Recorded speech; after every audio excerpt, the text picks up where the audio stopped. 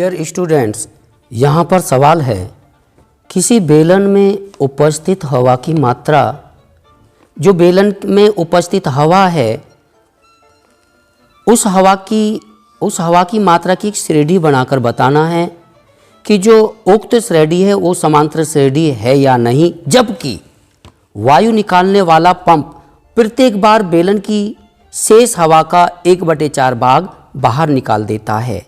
1/4 का मतलब चौथाई भाग। अर्थात उदाहरण के लिए अगर किसी बेलन में 100 किलोग्राम हवा है तो चौथाई 25 निकालकर 75 रह जाती है। फिर अगर 75 में से 75 का 1/4 निकाल देती है। हर बार 1/4 यानी चौथाई हवा निकालनी होती है। तो हम सवाल के अनुसार इस बात को इस तरीके से लेंगे, माना कि जो बेलन है पहला, उसमें 1 इकाई हवा है। अब इस 1 इकाई हवा में से, इस बेलन में से हम इस बेलन की जो 1 हवा है उसका चौथाई निकाल देते हैं, यानी 1 का 1/4 निकाल देते हैं, या निकल गई। अब यहाँ पर आइएगा, अब ये पहली बार 1/4 निकाल दी है, 1 में से 1/4 निकाली, तो अब कितना बेलन में हवा बचेगी। ये जो बेलन के बार बार चित्र बनाए, ये सिर्फ एक ही बेलन है जिसको समझाने के तौर पर हर बार हमने बेलन का चित्र बनाया है। यहाँ पर पहले बेलन में कितनी मात्रा थी, 1 थी, और इस 1 में से निकालने का मतलब घटा देना है। इस जो 1 थी उसका 1/4। अब हम घटाएंगे, 1 को हम 1/1 लिख सकते हैं, माइनस 1 का की जगह गुणा मानते हैं तो 1 एकम 1/4 हो गया। हर बराबर करने के लिए यहाँ 4 है तो यहाँ भी 4 करने के लिए नीचे भी 4 की गुणा, ऊपर भी 4 की गुणा, 4 एकम 4 हो गया, बटे 4 एकम 4 माइनस 1/4। यहाँ पर आप देखेंगे हर बराबर हैं, ऊपर 4 में से 1 घटा दिया तो 3/4। हमें मालूम हो गया कि दूसरी बार सिलेंडर में 3/4 हवा की मात्रा बची है। इसी तरीक़ा से अब ये जो 3/4 हवा है, इसमें से फिर इस 3/4 का 1/4 फिर निकाल देंगे। तो हमने क्या देखा कि हमारे सिलेंडर में 3/4 हवा बची थी।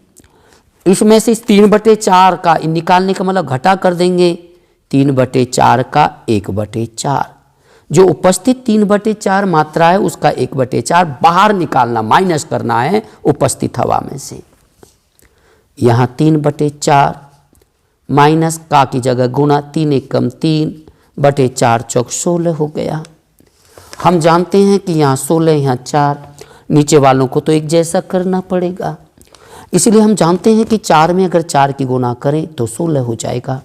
नीचे करी तो ऊपर भी कर दीजिए, 4 तिया 12 बटे 4 चौक 16 हो गया, माइनस ये 3/4 हो गया। दोनों बराबर है, नीचे 12 में से 3 गया, 9/16। हमें पता लगा तीसरी बार सिलेंडर में 9/16 हवा की मात्रा बची है।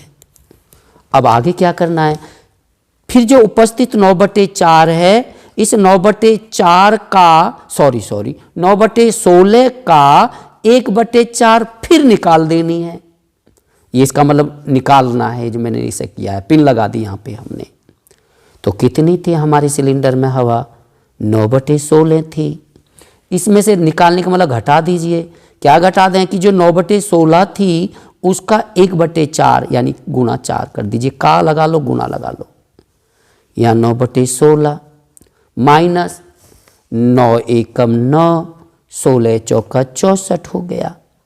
इससे 16 को 64 बनाने के लिए यहाँ पर 4 की गुणा कर दो, नीचे कर रहे हो तो ऊपर भी कर दो। 9 चौक 36 बटे 16 चौका 64 माइनस 9/64। 36 में से 9 घटा दो तो कितना बचा, 27/64 बच गया।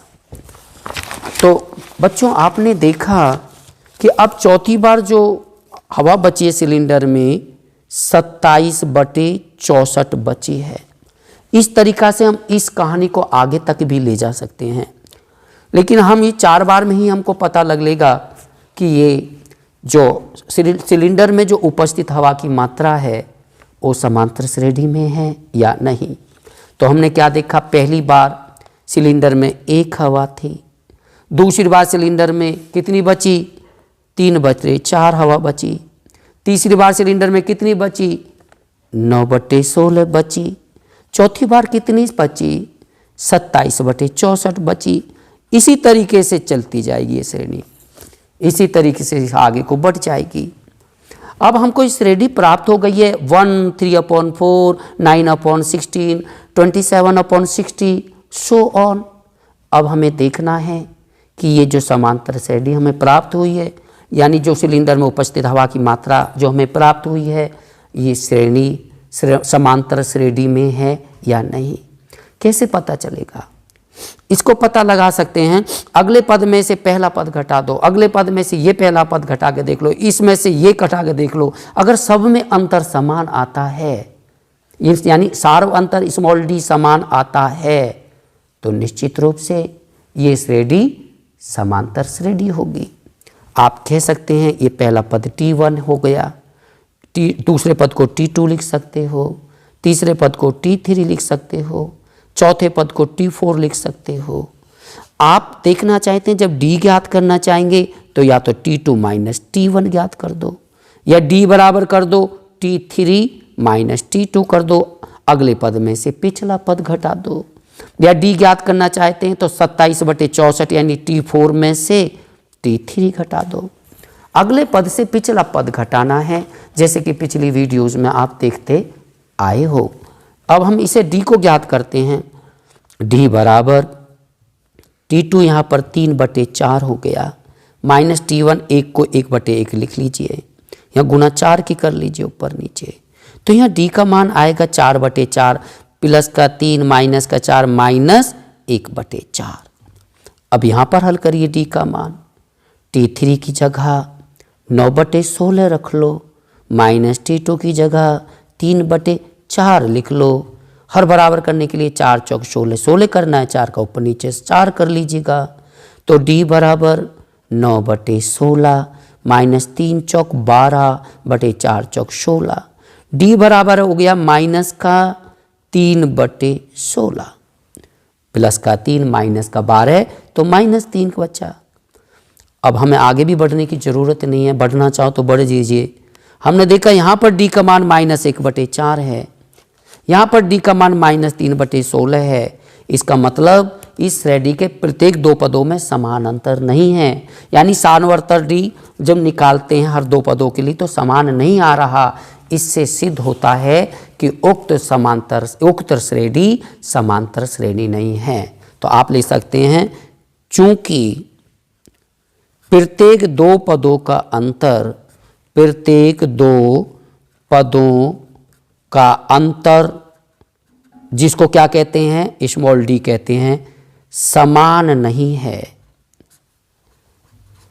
इसलिए यह श्रेणी समांतर श्रेणी नहीं है, समांतर श्रेणी नहीं है। धन्यवाद बच्चों, थैंक यू सो मच। प्रिय छात्रों, आप चाहे मेरे चैनल को सब्सक्राइब आदि ना करें, परंतु मेरी वीडियोज़ को आप बहुत ध्यान से देखें ताकि कुछ आप लोग सीख जाएं। मेरा आशीर्वाद। धन्यवाद।